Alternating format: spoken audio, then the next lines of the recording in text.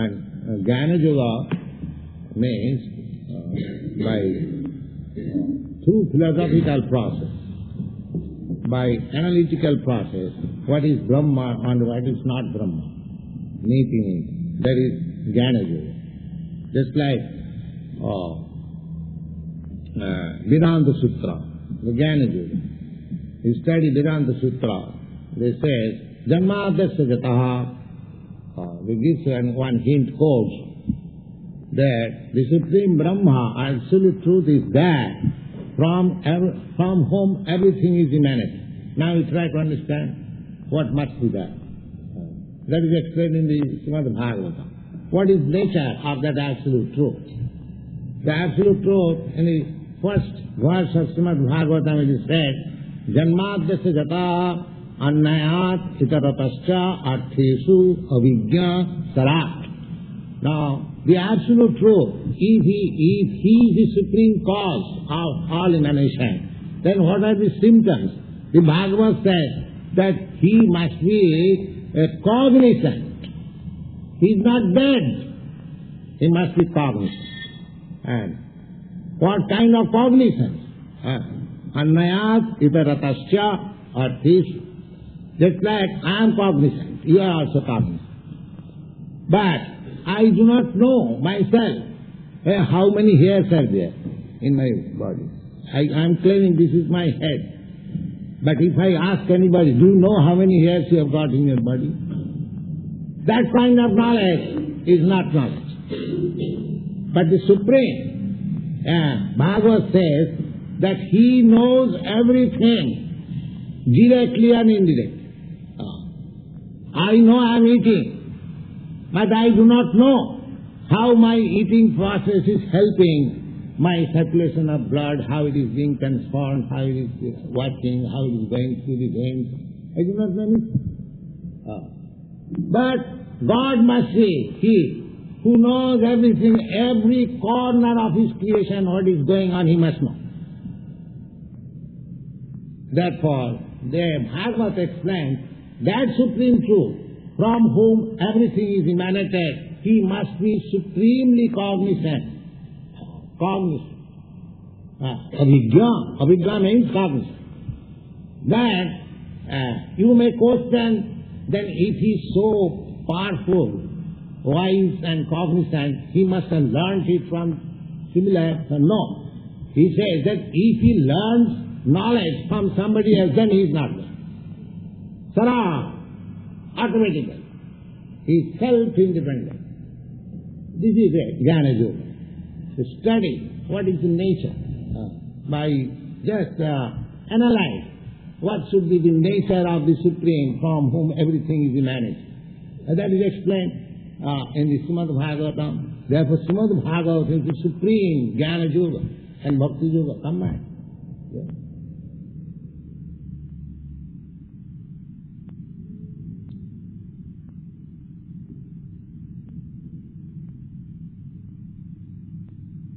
Jnana Yoga process means to search out the absolute truth or to understand the nature of the absolute truth by philosophical. And this is called Jnana Yoga. And our is Bhakti Yoga. Bhakti Yoga means the process is the same, target is the same. One is trying to reach the supreme ultimate goal by philosophical way. One is trying to concentrate his mind on the Supreme, and the other, the bhaktas, they are simply engaging themselves to serve the Supreme Lord, so he reveals. One process is to understand by the ascending process, and another process is the descending process. Just like in the darkness, if you try to understand what is sun by ascending process, by flying your very powerful aeroplane and Sputnik, just go round over the sky, you cannot see. But the descending process, when the sun rises, you understand? Ascending process, my endeavor, what is called inductive process.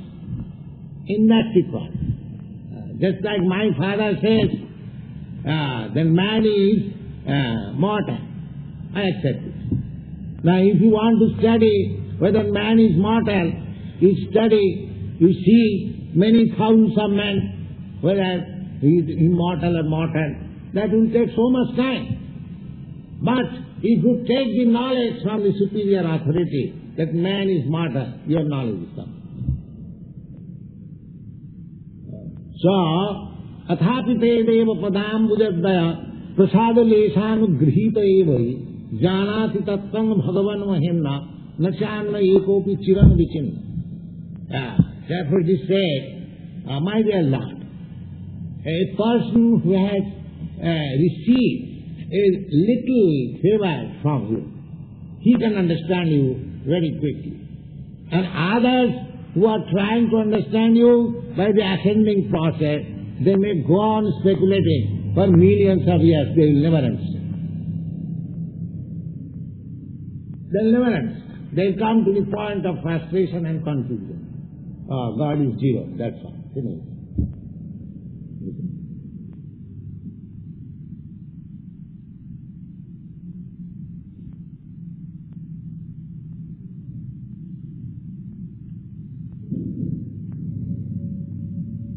If God is zero, then how from zero so many, figures coming out? God is not zero. Where Bhagavad says, Vedanta says, Janmadasya. Everything is generated from the Supreme. Now you have to study how it is generated. That is also explained. What is the way, what is the process, how to know it. This is Vedanta Sutta. The Vedanta means the ultimate knowledge. Veda means knowledge. And Anta means ultimate. So Vedanta means the ultimate knowledge. The ultimate knowledge is the Supreme Love.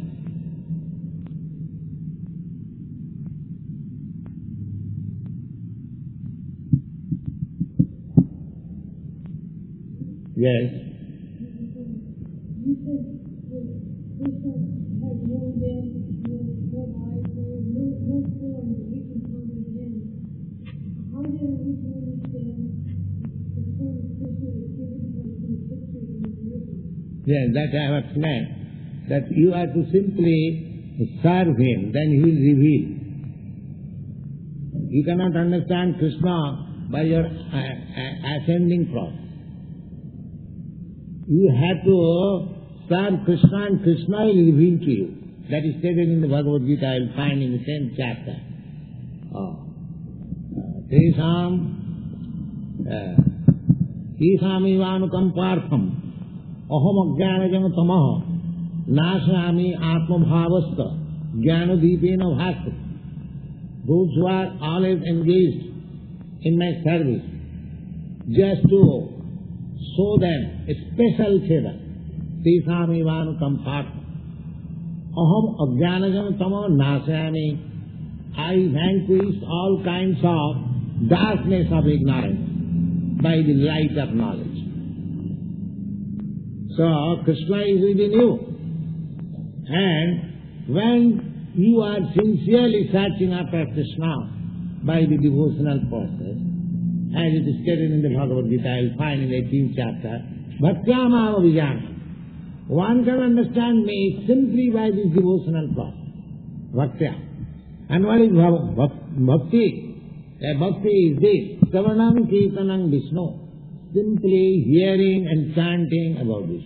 This is the beginning of it. So if you simply hear, sincerely and submissive, then you will understand Krishna. Krishna will reveal to you. Savanam, Kirtanam, Krishna, Smaranam, Padasevanam, Archanam, Bandhanam, Dasam, there are different 9 kinds of varieties. So, Bandhanam, offering prayer, that is also bhakti. Savanam, to hear about it, just like we are hearing about Krishna from this Bhagavad Gita. Chanting about his glory, Hare Krishna. This is the beginning. Savanam, Kirtanam, Vishnu. Vishnu means everything is Vishnu. The meditation is Vishnu. The bhakti is Vishnu, not without Vishnu. And Krishna is the original form of Vishnu. Krishna is Bhagavan Swayam, the original form of the Supreme Personality of God. So, if we follow this process, then we will be able to understand without any doubt. 13 to 14. One should hold one's body, neck, and head erect in a straight line, and stare steadily at the tip of the nose. Thus was an unagitated, subdued mind, devoid of fear, completely free from self-love. One should meditate upon me within the heart and make me the ultimate goal of life. This is the process. First of all, you have to select a nice place, solitary place, and you have to execute alone. Not that you go to a yoga class and pay your fees and make some gymnastics and come back home and do all nonsense. You see? Don't be entrapped by all these ridiculous things. Simply, with such society, I can declare, is the society of the cheaters and the cheated. Here is the practice. Here you can see, and spoken by the Supreme Authority, Krishna. Is there any person better yogi than Krishna?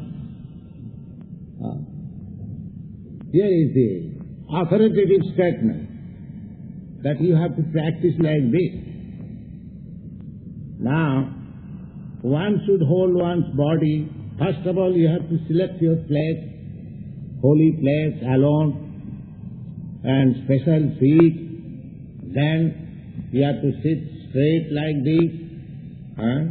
One should hold one's body, neck and head erect, a straight line. This is the yoga person. These things help to concentrate the mind. That's all. But the real purpose of yoga is to keep Krishna always within yourself.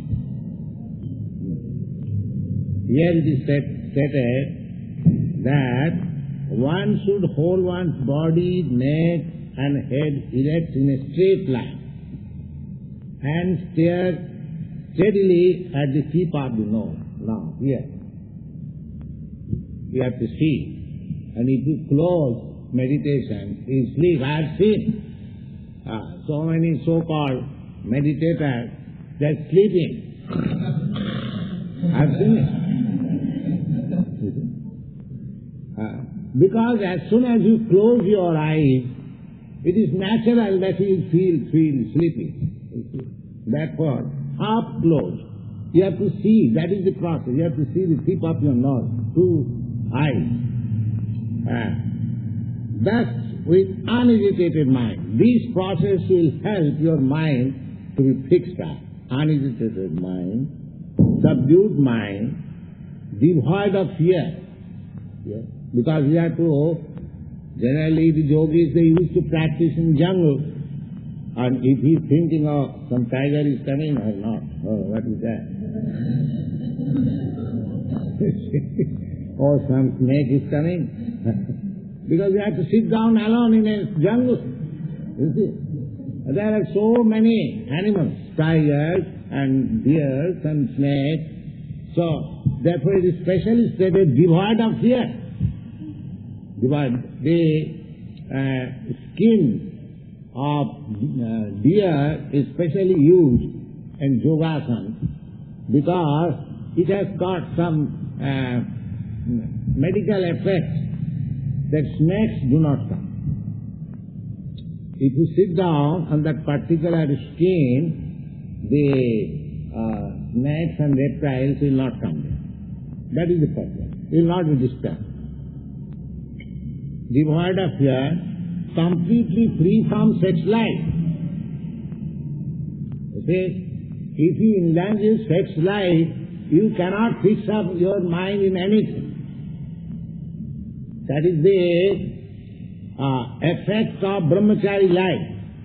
If you remain brahmachari without sex life, then you can be determined.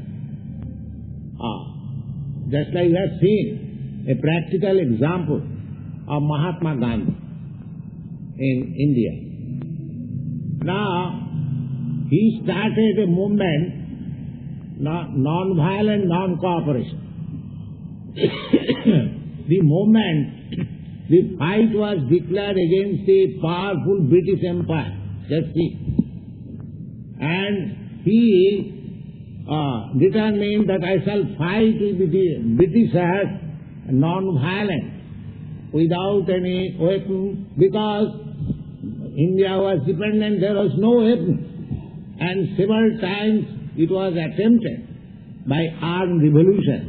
But these Britishers are more powerful, they cut down. So Gandhi, he invented this method that I shall fight with the Britishers, even they become violent, I shall not become violent, so I shall get world sympathy.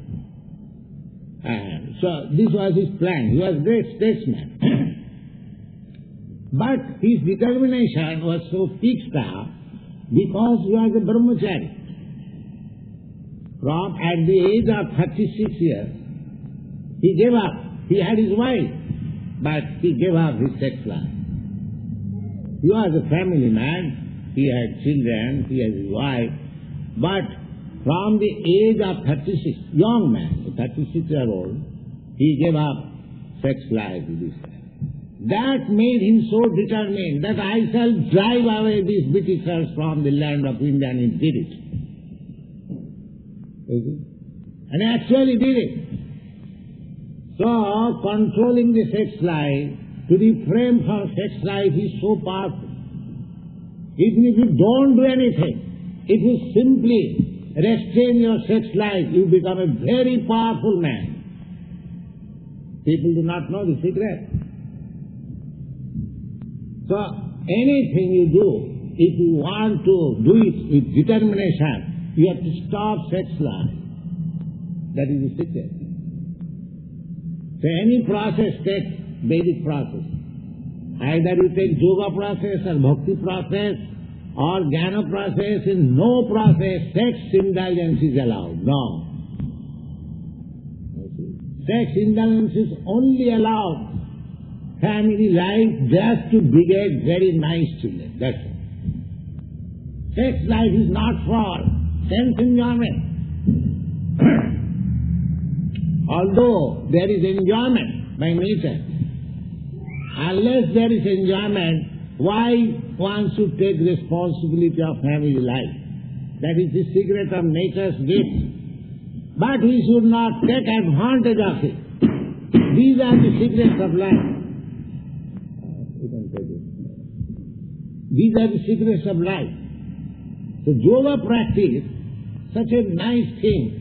If you indulge in sex life, this is simply nonsense. Simply nonsense.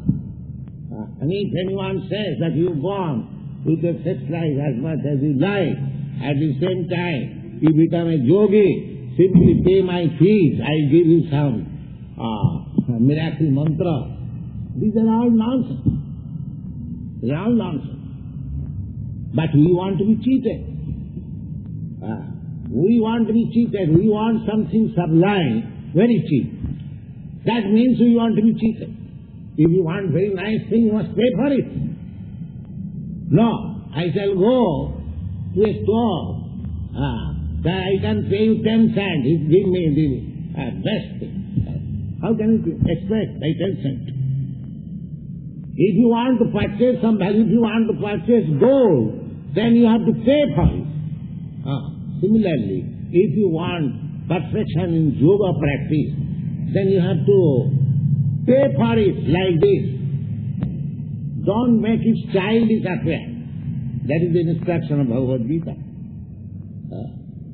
If you make it childish affair, then you will be cheated. And so many cheaters are ready to cheat you and take your money and go out. That's all. Here is the statement, authoritative statement. Free from sex life. One should meditate upon me. And ultimately, where is the meditation? Not in void. Just on Vishnu, this Vishnu form. That is Sankhya Yoga. This Sankhya Yoga was first practiced by Kapila Dev. He is incarnation of God, Krishna. So, this is the secret of yoga, that this, process of sitting and seeing the tip of your nose and sitting straight, all these, means will help you to concentrate your mind on the Vishnu form or Krishna. One should meditate upon me. This meditation means meditation on Krishna. So here, in this Krishna consciousness movement, it is directly, simply on Krishna. There is nothing. Therefore, nobody is better meditator than these boys. They are simply concentrating on Krishna. Their whole business is Krishna. They are working in the garden, digging the earth. There will be nice rose we shall offer to Krishna. Meditation. Practical meditation. I shall grow rose and it will be offered to Krishna. Even in the digging there is meditation. You see? They are preparing nice food stuff. It will be eaten by Krishna. So in cooking there is meditation. You see? And what to speak of chanting and dancing. So they are meditating 24 hours in Krishna. Perfect yoga. Let anyone come and challenge. These boys are perfect yoga. We are teaching perfect yoga system. Not whimsically on the authority of Bhagavad-gītā. We have not manufactured anything by concoction. But here is the state. Simply to concentrate your mind on Krishna or Vishnu. And their activities have been so molded that they cannot think of Krishna, cannot think but Krishna, Krishna, Krishna. So the highest meditation. Think upon me within the heart and make me the ultimate goal of life. So that Krishna is the ultimate goal of life. They are preparing for themselves for being transferred to the Krishna law. So here is perfect yoga. Perfect yoga they are practicing. Verse 15. By meditating in this manner, always controlling the body, mind, and activities, the mystic transcendentalist attains to peace, the supreme nirvana, which abides in me. Nirvana means, the actual word nirvana Sanskrit, nirvana means finish. Finish. That is called nirvana. That means materialistic activity is finished. Nama. That is called nirvana. And unless you finish this nonsense activity, see, there is no question of peace. So long if we engage in materialistic activities, there is no question of peace. Prahlad Maharaj said to his father, Tat sadhu manne suravajjadehinam sada samadhumadhyam asad graha. His father asked him, my dear boy, you are being educated, a small boy, 5 years old, father is always affectionate. And he was asking, my dear boy, what you have learned, best thing, till now. Immediately, yes, father, I shall tell you, the best thing. What is that? He said, Tat sadhu manne suravardhadihina. My dear father, this is the best thing. For whom? Best thing for whom? He said, Tat sadhu manne suravardhadihinam sada samudabhigna bhyam asadgrahat. these people, these materialistic people, who have accepted something non-permanent, just try to understand each word. These materialistic people, they are hankering after capturing something non-permanent, that's all. We are seeing by experience now that President Mr. Kennedy, he was a very rich man, he wanted to be president, and he spent money like anything. He became president, he had his nice family, wife, children, presidency, finished, he is second. Similarly, everyone is trying in the material world to capture something which is non-permanent. But I am spirit soul permanent. So these rascals, they do not come to sense that I am permanent, why I am after non-permanent. If I am always busy for comforts of this body, but I know that this body, today or tomorrow or 100 years after will be finished. And so far I am concerned, I am spirit soul, I have no birth, I have no death. Then what is my function? It is the bodily function. So far I am doing these material activities. Therefore Prahlad Maharaj says, Asadgraha, just see how nice. They are anxious, they are full of anxiety because they have captured something non-permanent. Their whole activities are targeted to capture something non-permanent. Therefore they are always full of anxiety. Any person, any living entity, man, beast or animal or God, always anxious. This is material disease. So, if you are always full of anxiety, where there is question of peace, I go in the street, I say, beware of dogs. They are living in a very nice house, but full of anxiety. Somebody may not come. Let there be dogs. You see, beware of dogs. No trespass. That means, although living in a nice cottage, very nice, but full of anxiety. Full of anxiety. Sitting in an office, very nice, good salary, always thinking, I may not lose this office. American nation, very rich nation, very defense force, everything, always anxious. The Vietnamese may not come here. So who is free from anxiety? Therefore, the conclusion is, if you want peace without anxiety, then you have to come to Krishna consciousness. There is no other alternative. It is practical. Just try to understand. Therefore here it is said, by meditating in this manner, and meditating upon me, Krishna, always controlling the body.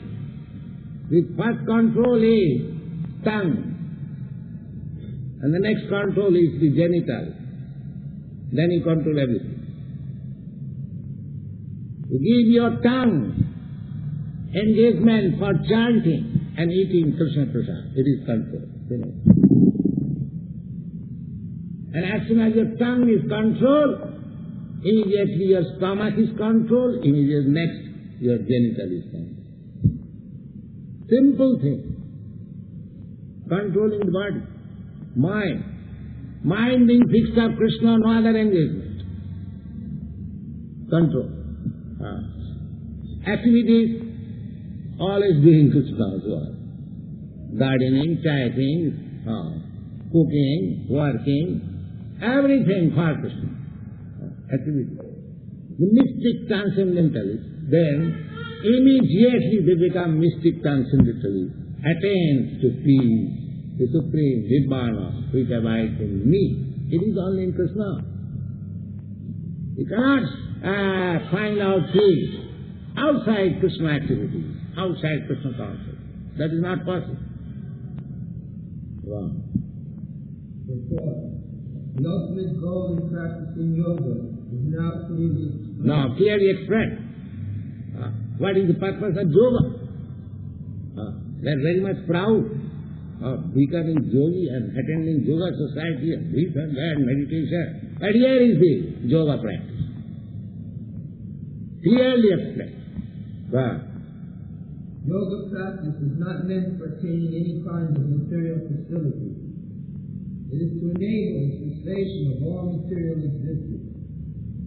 So long, he will require some material facility. He will get material facility, but that is not solution of the problems of your life. Material facilities, I think, you American boys and girls, you have got material facilities better than any other nation, at least better than India. That I can say by my experience. And I have traveled so many countries, in Japan also I have seen, but still you are better positioned. But do you think you have attained peace? Can any one of you say, yes, I am completely in peace? Then why the youngsters are so much frustrated and confused? So long we shall utilize this yoga practice, this practice for some material facilities. There is no question of this. Yoga practice should be performed to understand Krishna, that's or to make your lost relationship with Krishna re-established. That is yoga practice. One who seeks an improvement in health will aspire after material. Generally this yoga practice goes on in the name of improving health. Somebody goes to reduce fat. You see? Reduce fat because you are richness and you eat more and become fatty. And then again pay yoga practice fee and reduce your fat.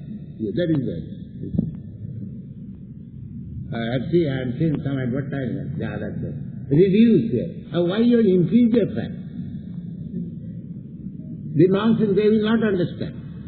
If I have to reduce it, why I increase it? Why not be satisfied with simple food stuff? If you eat grains and vegetables and light food stuff, you will never get fat. You see? You will never get fat.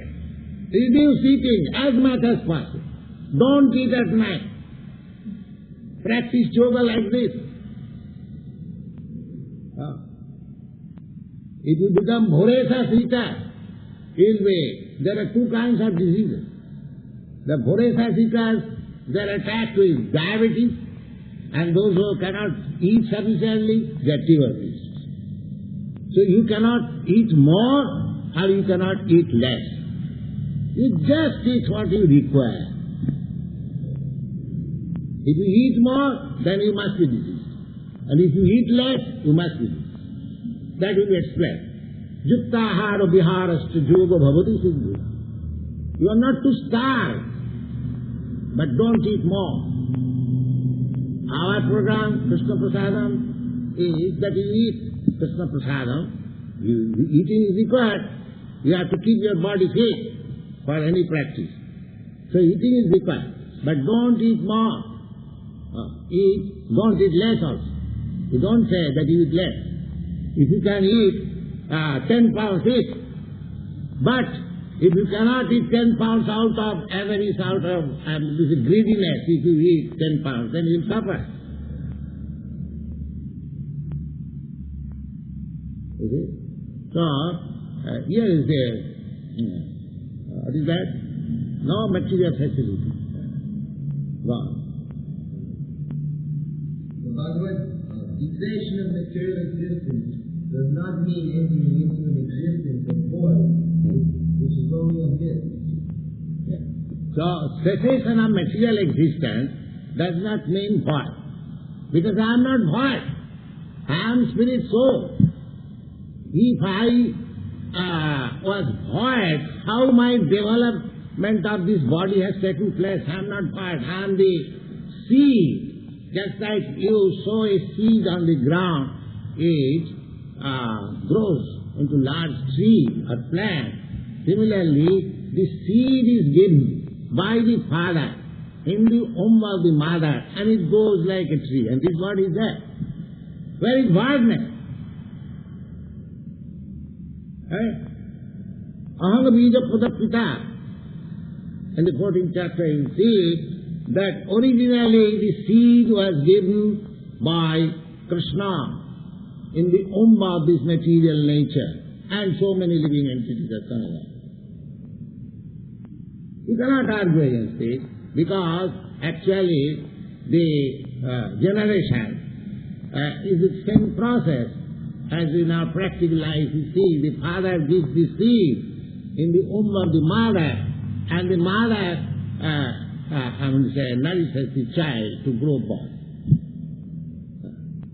So there is no question of why. If the seed would have been void, how this nice body has developed? So, Nibbana means not to accept any more material body. Don't try to make it void. That is another nonsense. Void, you are not void. Void means to make void this material body. This full of miserable conditional body. Just try to go your spiritual body. That is possible. Jatyana nivattanti tadhyama paramamama. These things are there. So,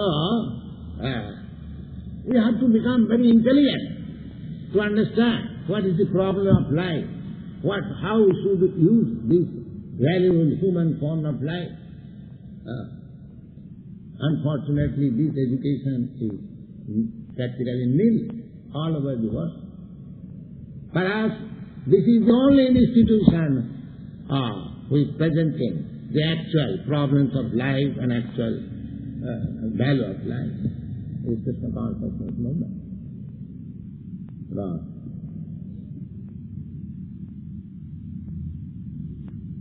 There is no void anywhere within the creation of the Lord. Rather, the cessation and material... Void, you see, anywhere. Even within the ground, within the earth, you will not see anything void. On the earth, there is no void. In the sky, there is no void. In the air, there is no void. In the water, there is no void. In the fire, there is no void. Then where do you find void? Where do you find void? This void philosophy is another illusion. There cannot be any void. God. Rather, the cessation of material existence enables one to enter into the spiritual sky, the abode of the Lord.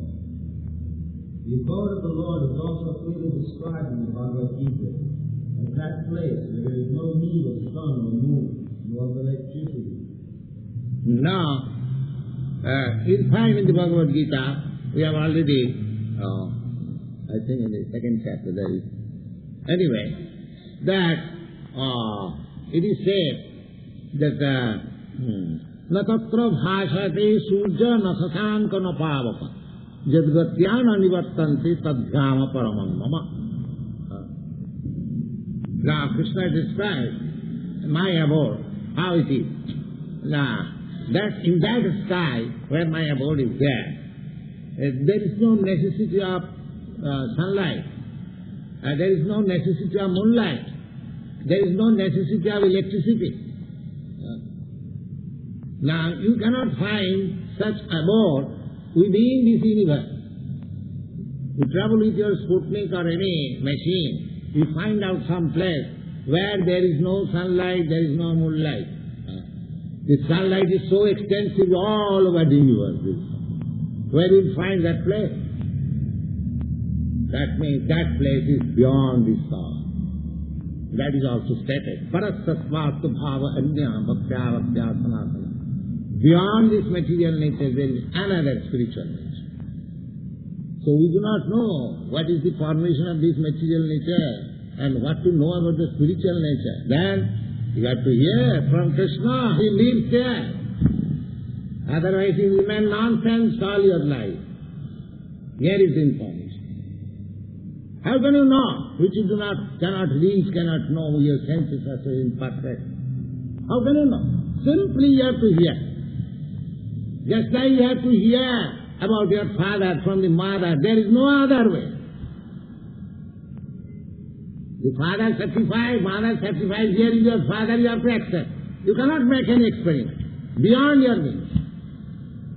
Similarly, if you want to learn about the spiritual sky and God's kingdom, then you have simply hear from the authority. There is no question of experimental knowledge. Simply hear. So, hearing means just like you have to believe some gentleman as your father, hearing from the authority of your mother. Simply from the Vedic literature, which is accepted as the mother, authority of mother, knowledge. Mother authority. Vedamata, it is called Vedamata. Veda means knowledge, and it is received from the mother. So, Vedamata, the knowledge mother, you have to know what is Krishna. And here Krishna is personally explaining. So you have to believe it. Then you get the knowledge. Otherwise there is no possibility. You cannot make any experiment. Then you fail. Wow.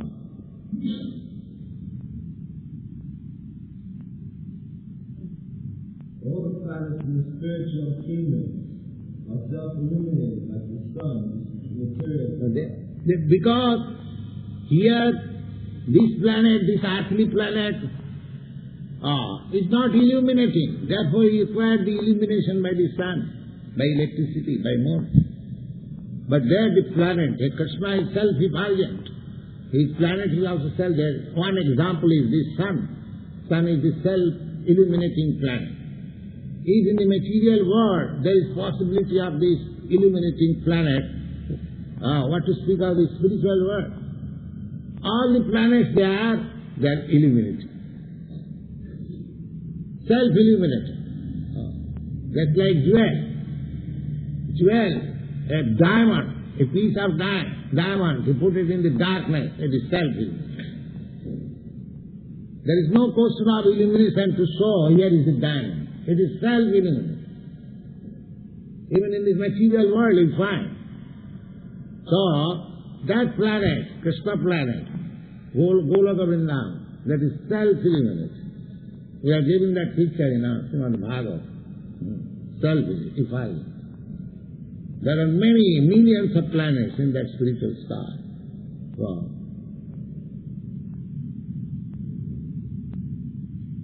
The kingdom of God is everywhere, but the spiritual sky and the planets thereof are called Paramdhamma, or superior abode. Yes.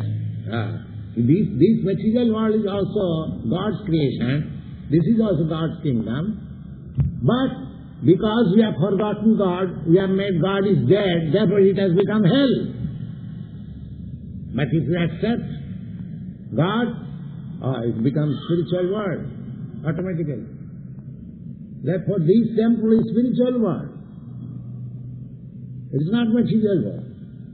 It is above the material world.